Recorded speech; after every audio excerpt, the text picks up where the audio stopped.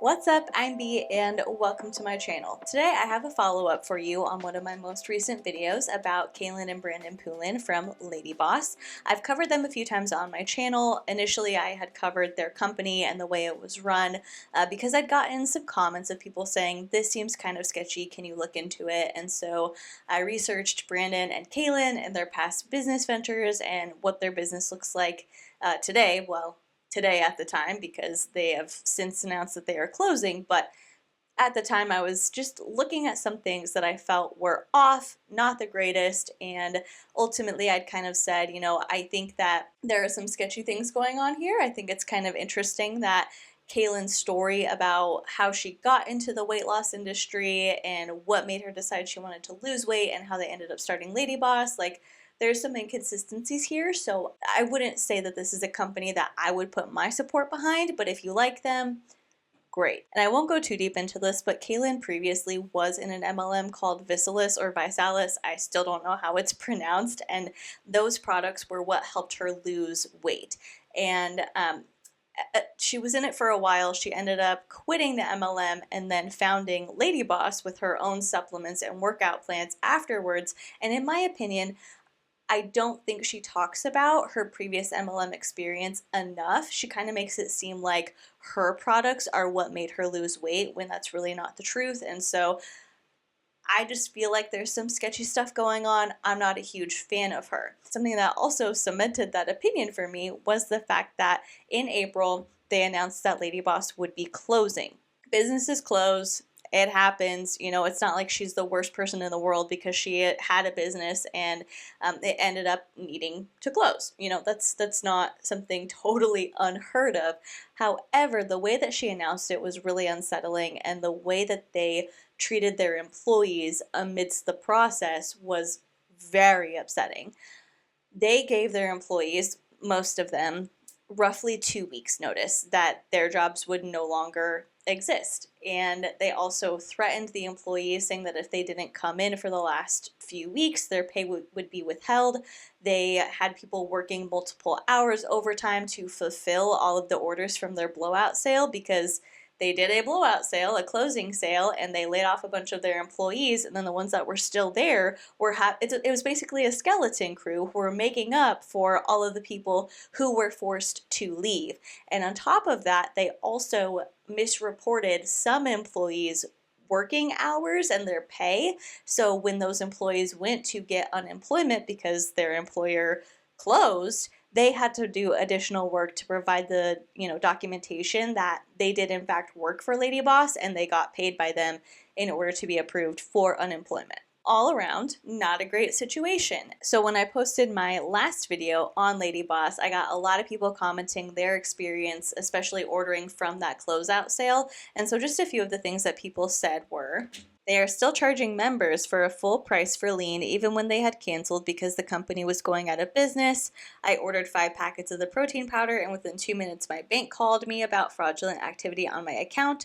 Ladyboss ran 5 separate transactions. Since I ordered 5, I thought it was weird, but told my bank it was okay. I tried to call Ladyboss, but the number is no longer working. I guess now I'll just have to wait and see how long it takes to get my protein powders. Another one said I ordered 4/14/22 and have not received nothing but charges deducted and daily emails begging me to buy more. I feel sorry for all the people screwed over.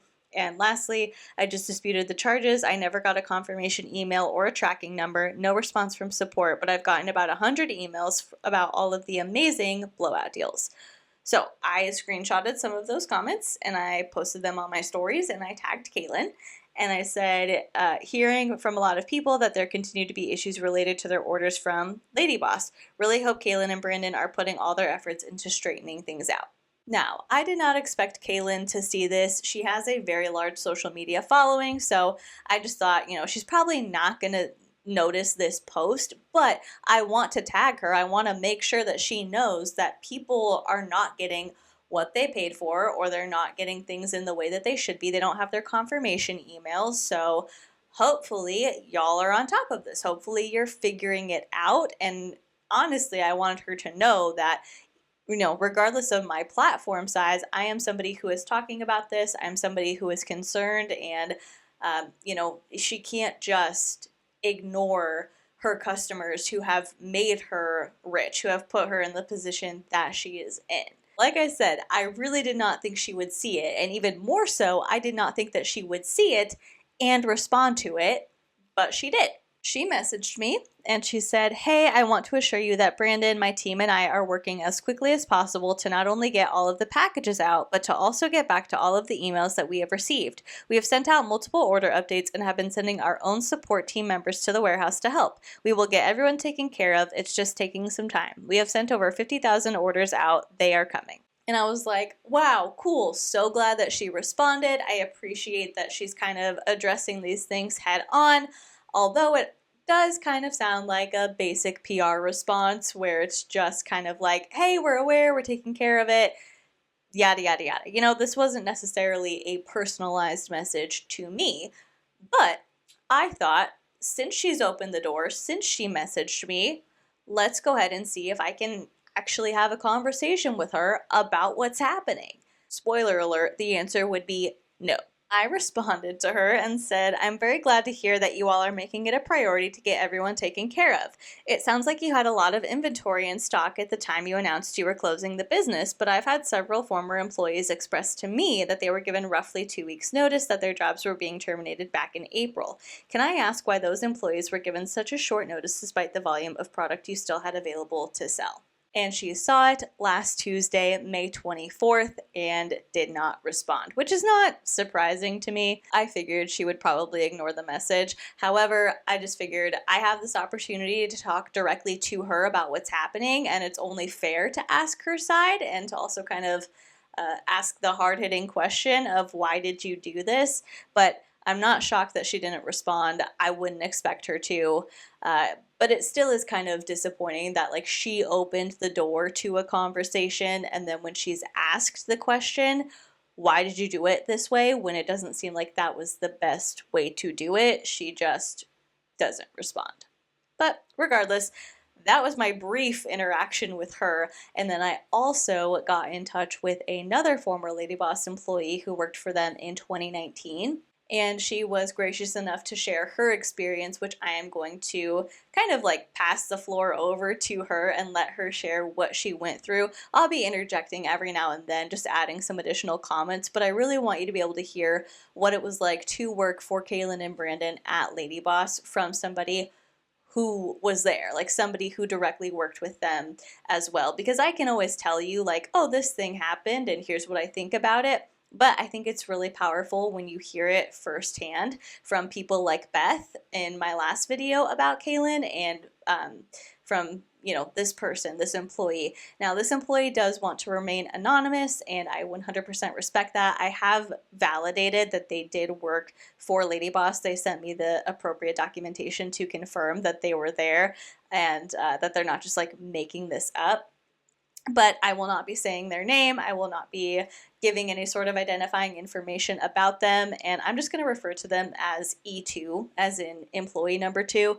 And I do feel bad. I feel like that's kind of a dehumanizing thing to call this person, but I don't want to pick like a random name and have it be just a coincidence that that name is associated with somebody else who worked for Ladyboss. I feel like that could open up the doors for all kinds of speculation or misunderstandings. So I will call this employee E2 when I refer to them, and I do want to make it known that this is all their experience. Yes, it's on my channel. However, there are going to be personal stories. There's going to be some accusations that are not the greatest for Brandon especially, but also for Caitlyn. And so I just, again, this is not anything that's been like proven in a court of law or anything that's been admitted to by Brandon and Caitlyn, but this is what E2 saw while working at Ladyboss. And so all of this is coming from their perspective and how they saw things go down. So, hi. I just saw that you did a follow-up video, I guess sometime last week, where you spoke with Beth. So when I was there, I didn't work with Beth. I think she was hired this year. I worked there in 2019. I worked there from May until the end of November, or like what the letter I sent you said, maybe like mid-November. I was on the advertising team for Ladyboss, and was one of the people who was basically paid for like very predatory practices. All of the things that Beth is saying about Caitlyn and Brandon, I can tell you are like 100% true. Her experience, it's honestly really sad because it was the same stuff that I saw back in 2019. So to hear that it was still happening and she was still seeing it in 2022 is really disheartening. In keeping like my experience kind of brief, and like you already did your video, so I'm not sure if this information is even going to be relevant to you anymore. But in case it is, it is relevant, and I am so appreciative that you reached out to share your experience. I am just really thankful for you and for your willingness to share what you saw and what you went through. And I do agree that it's sad that Beth saw some of the exact same things happening in 2022 that E2 saw in 2019. To elaborate more, but I know from my experience, they had made me relocate to Albuquerque, New Mexico to work at their headquarters. Even though I had been doing my job, I think I had been remote for like 2 or 3 months before they needed me to relocate. So I packed all of my stuff and moved to Albuquerque, which is really not the most like friendly or safe city. And then they dissolved my role 3 months later, after I like packed up and moved. Like, can you imagine that? You moved to an entirely different state to work for a company, and then 3 months later they dissolve your role. I mean, I get it, like business is business, whatever, but you're asking somebody to move even though they'd done their job remotely all this time before, and then after they move so quickly, you dissolve their role. And now they're stuck in a state that they wouldn't even be in if it weren't for you and your company. pretty far to be there. I found out like I think like a week or two after they had laid me off that Brandon had already known that he was going to dissolve my role when they had originally hired me. And part of that was because the vice president of advertising, who was a man named Chris Wyatt, he was the definition of like lied on my resume for my position. And he really didn't know what it meant to run an advertising team. I spent a lot of my time doing his job for him as a media buyer, and he was making 3 times my salary. They really underpay their employees or underpaid their employees significantly for what we were doing and how much money we were handling. I was running ads through Facebook, Instagram, and Snapchat with a $30,000 daily budget just for myself, and I was one of, at the time, 4 media buyers on the team. So we were using upwards of like $100,000 to $150,000 per day that we were spending in advertising. If that kind of puts it in perspective. That is wild. Let's just go on the low end of $100,000 per day in advertising. And yet you're underpaying your employees, because E2 is going to tell us how much she roughly made per year, but you're underpaying your employees, and then just 3 years later, you're just cutting your employees off. 2 weeks notice, less than 2 weeks notice, no severance package, making them perform additional work to qualify for unemployment because you didn't accurately report their payments.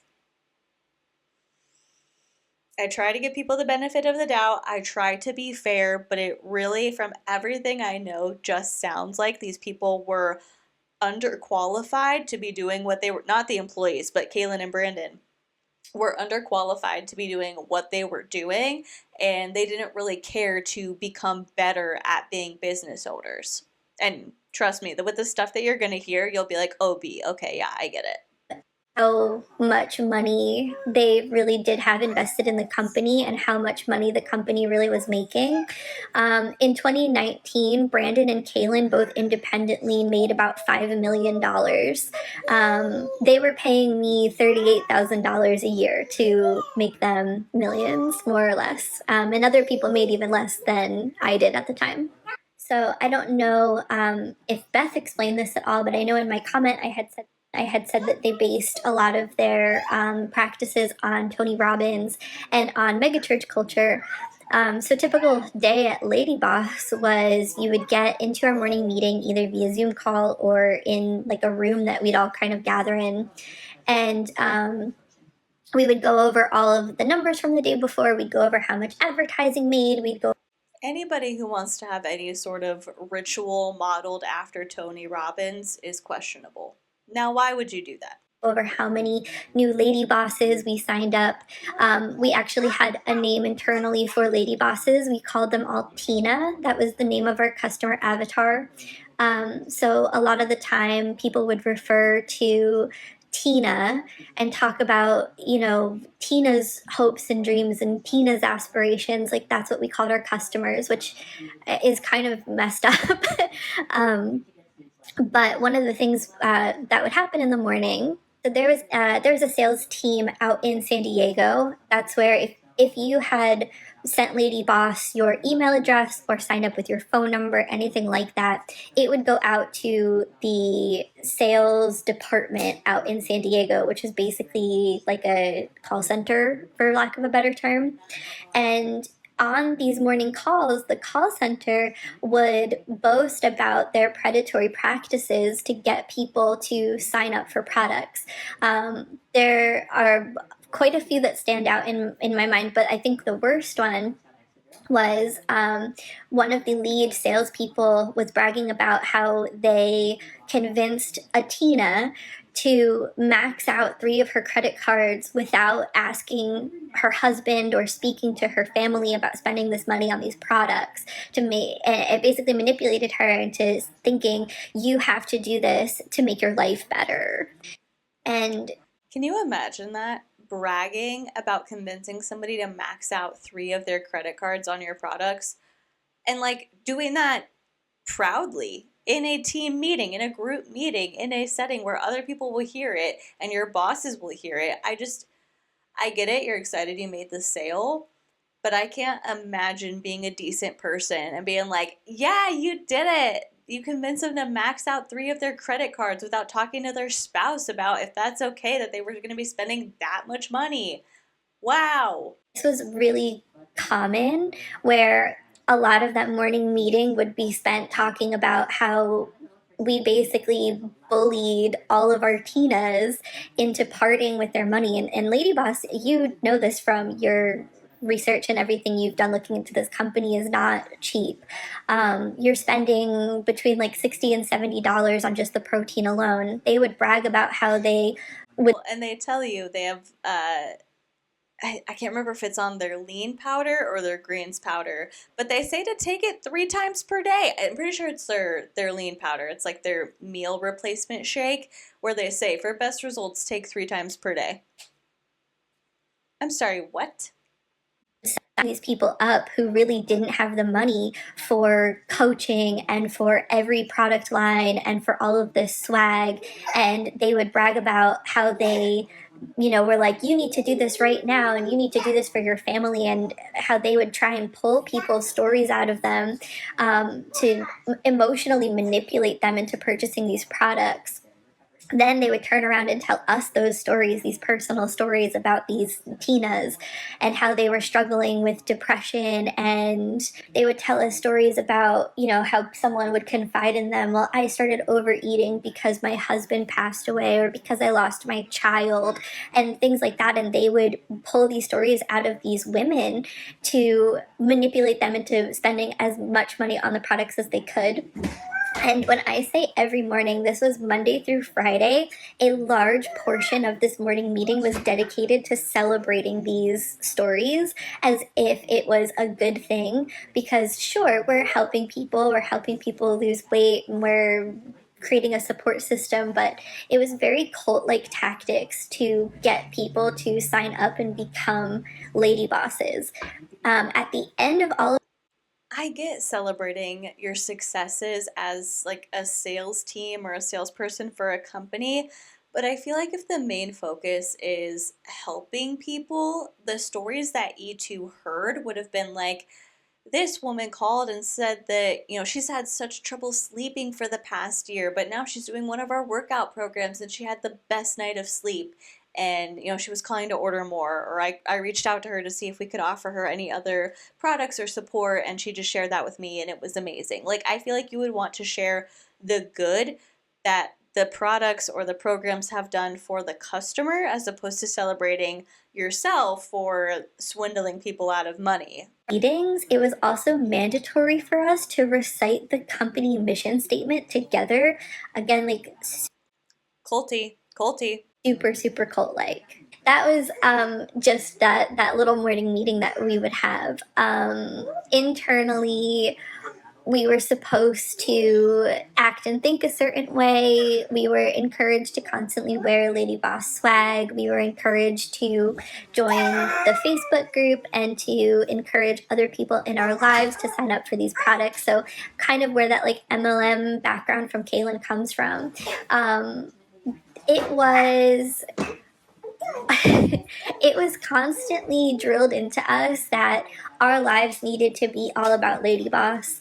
If you weren't putting in more than your 40 hours a week, you were seen as somebody who wasn't really dedicating to the company, or the cult, as I've called it at this point for years now.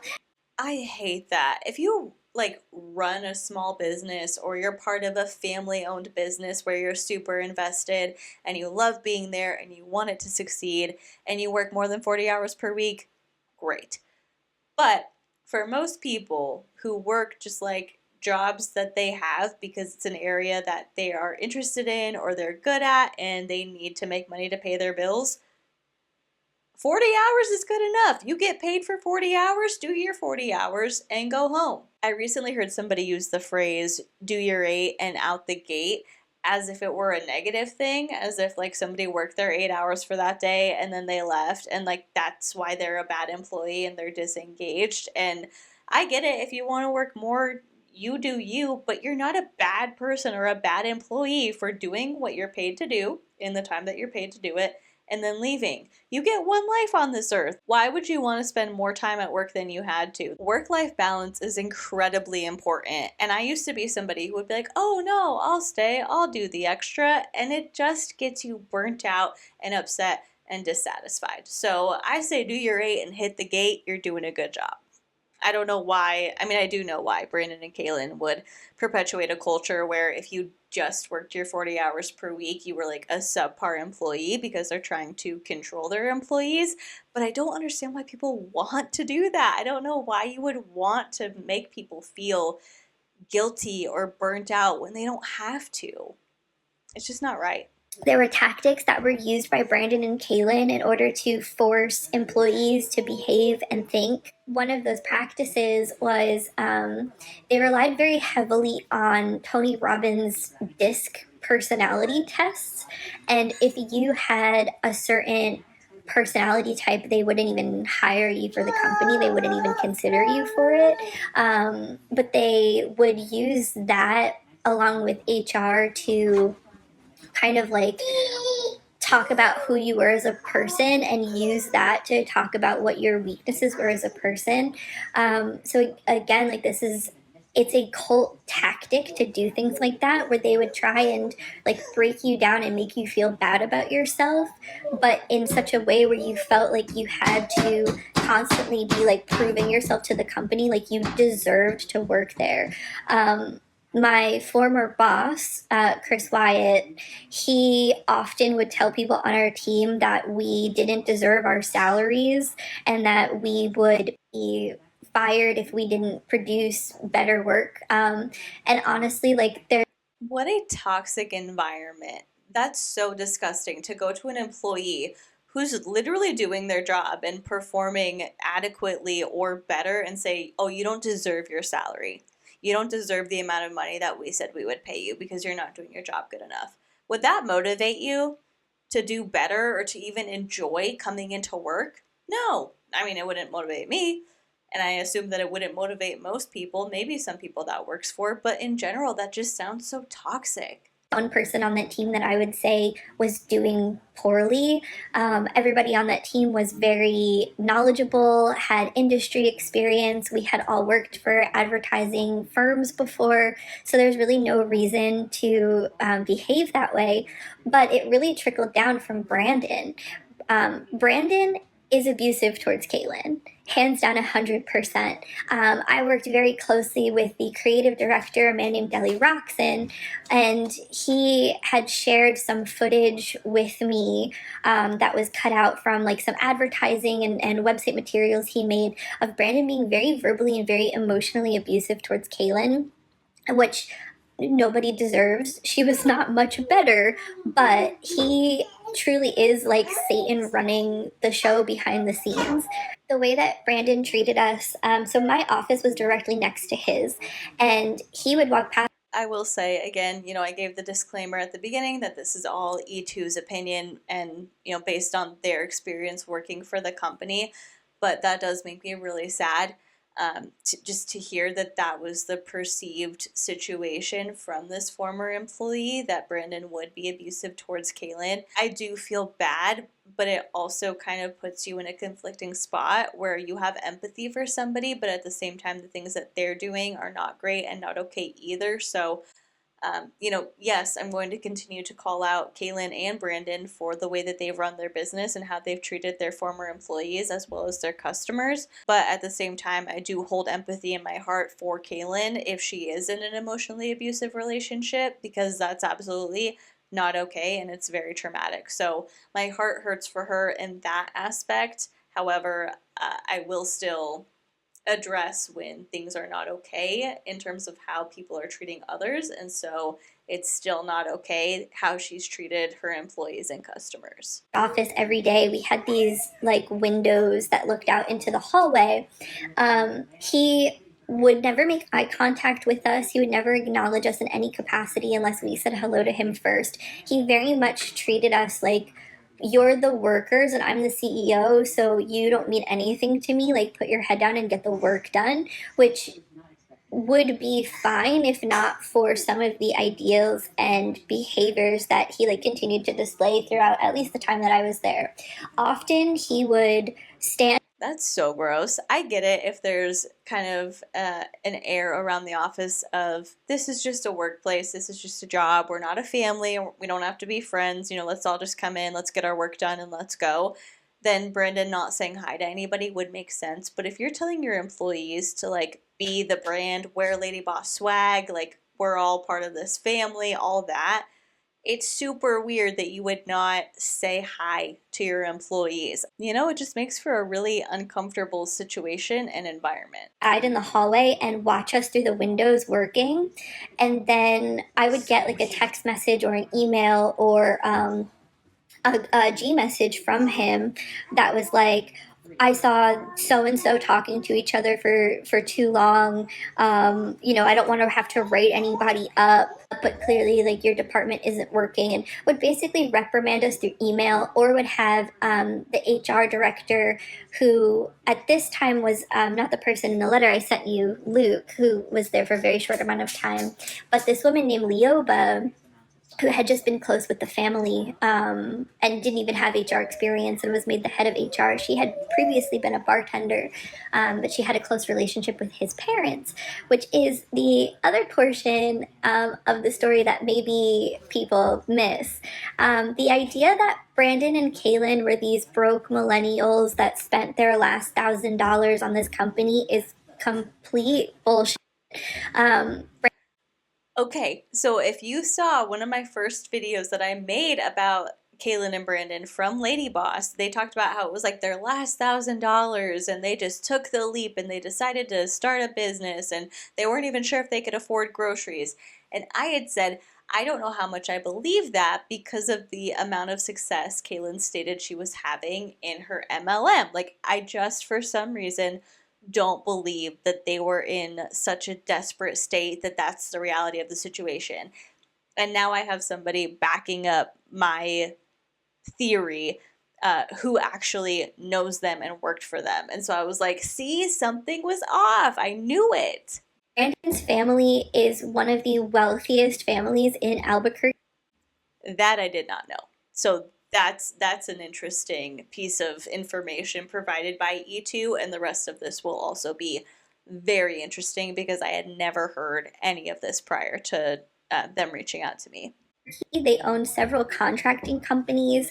Brandon's only other job prior to Ladyboss was working for his parents at one of these contracting companies.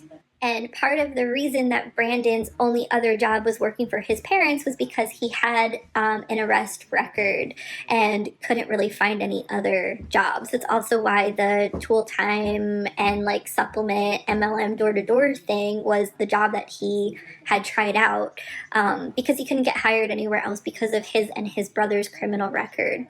So the idea that they were like broke and didn't have any money, whatever, is not true. They were living with Brandon's parents in their like $1 million home. His parents technically have like helped him and Caitlyn purchase the company. Ladyboss itself is under the Poolin Ventures LLC, which is also part of the company that was paying their employees. So kind of another like little shady business practice was companies were paid out from two separate LLCs. And I'm pretty sure that this was so that they didn't have to provide us any health benefits, any benefits at all. When I was there, they didn't even have maternity leave, to where there was like an issue with another employee who had a baby where they didn't threaten to fire her, but they made it a very hostile environment for her, to where she couldn't really sue them for wrongful termination if she had lost her job, but it was a nightmare for her. But they paid out employees from two separate LLCs. So on paper, it looked like the company was much smaller than it actually was, which is also why they were still calling it a startup back in 2019, despite being a multi-million-dollar company. A lot of information provided there, but what it all boils down to is that Caitlyn and Brandon allegedly fostered a toxic work environment and engaged in really shady business practices. And it's not okay. Again, this is like my last video on Ladyboss closing. I don't really have a ton of commentary to provide on the situation. None of this is okay. I don't understand why people choose to be shady, why they choose to treat people poorly and take advantage of their customers and their employees. But I do definitely appreciate E2 for sharing their story with me. They certainly did not have to reach out and give me all of that information, so thank you again. You know who you are, and I really appreciate you. And if there's anybody else who has had a negative experience with Ladyboss or Caitlyn and Brandon, definitely feel free to leave it in the comments down below, or you can send me a message on Instagram. I am at insidethehoneycomb.